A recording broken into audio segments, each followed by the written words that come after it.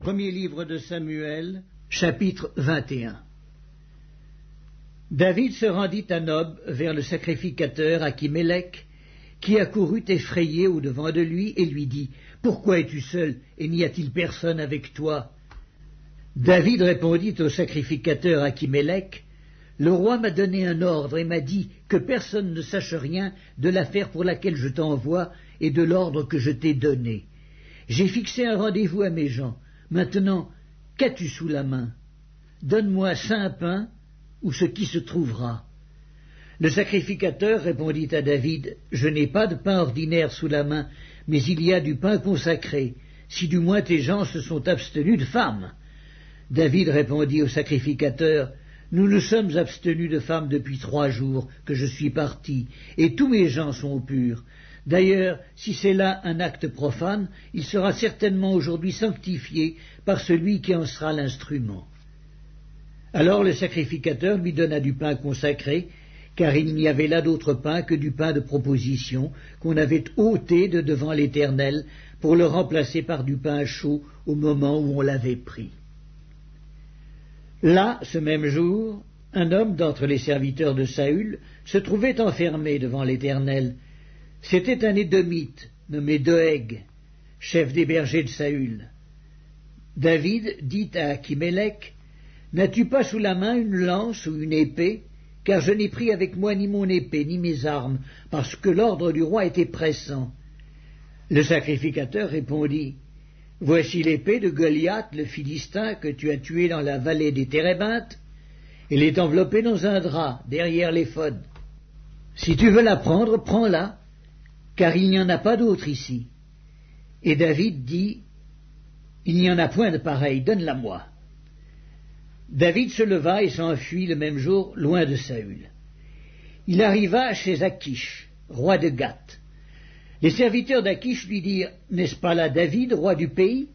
N'est-ce pas celui pour qui l'on chantait en dansant, Saül a frappé ses 1000 et David ses 10 000 ?» David prit à cœur ces paroles, et il eut une grande crainte d'Achish, roi de Gath. Il se montra comme fou à leurs yeux, et fit devant eux des extravagances. Il faisait des marques sur les battants des portes, et il laissait couler sa salive sur sa barbe.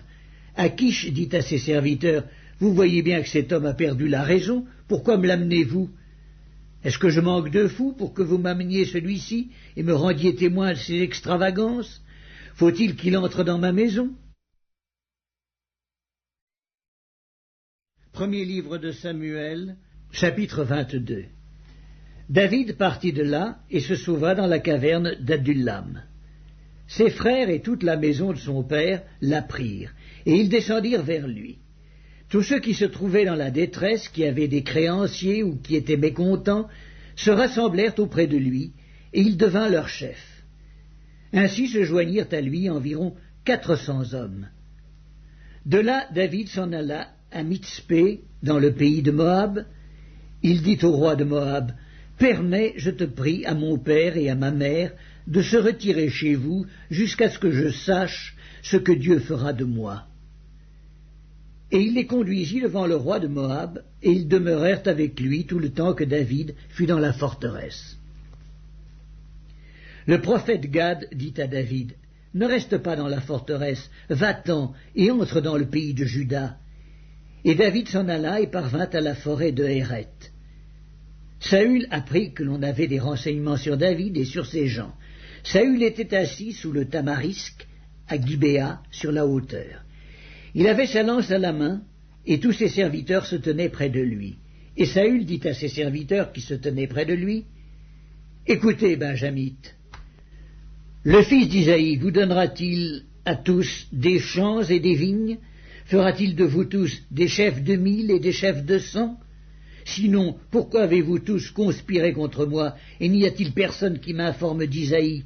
Pourquoi n'y a-t-il personne de vous qui souffre à mon sujet, et qui m'avertisse que mon fils a soulevé mon serviteur contre moi, afin qu'il me dressât des embûches, comme il le fait aujourd'hui? » Doeg, l'Édomite, qui se trouvait aussi parmi les serviteurs de Saül, répondit, « J'ai vu le fils d'Isaïe venir à Nob auprès d'Achimélec, fils d'Achitub.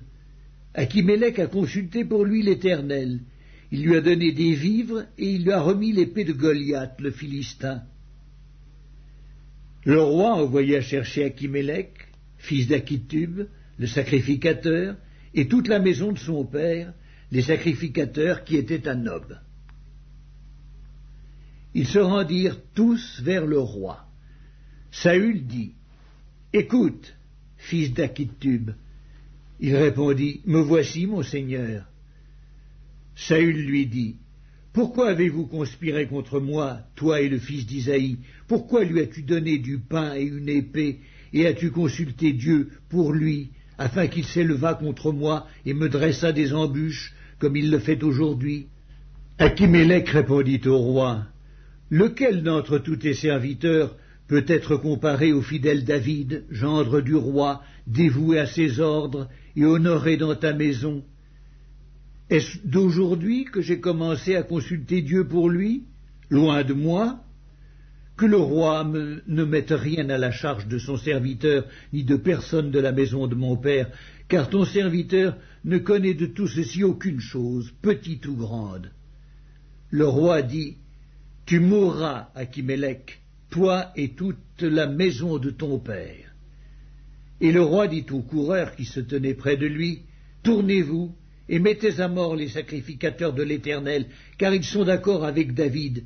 Ils ont bien su qu'il s'enfuyait, ils ne m'ont point averti. » Mais les serviteurs du roi ne voulurent pas avancer la main pour frapper les sacrificateurs de l'Éternel. Alors le roi dit à Doeg, « Tourne-toi et frappe les sacrificateurs. » Et Doeg, l'Édomite, se tourna, et ce fut lui qui frappa les sacrificateurs. Il fit mourir en ce jour 85 hommes portant l'éphod de lin. Saül frappa encore du tranchant de l'épée Nob, ville sacerdotale. Hommes et femmes, enfants et nourrissons, bœufs, ânes et brebis tombèrent sous le tranchant de l'épée. Un fils d'Achimélec, fils d'Achitub, échappa. Son nom était Abiatar. Il s'enfuit auprès de David et lui rapporta que Saül avait tué les sacrificateurs de l'Éternel. David dit à Abiatar, « J'ai bien pensé ce jour même que Doeg l'Édomite, se trouvant là, ne manquerait pas d'informer Saül. C'est moi qui suis cause de la mort de toutes les personnes de la maison de ton père. Reste avec moi, ne crains rien, car celui qui cherche ma vie cherche la tienne. Près de moi, tu seras bien gardé. » Premier livre de Samuel, chapitre 23. On vint dire à David, « Voici, les Philistins ont attaqué Keïla, et ils pillent les airs. » David consulta l'Éternel en disant, « Irai-je et battrai-je ces Philistins ?»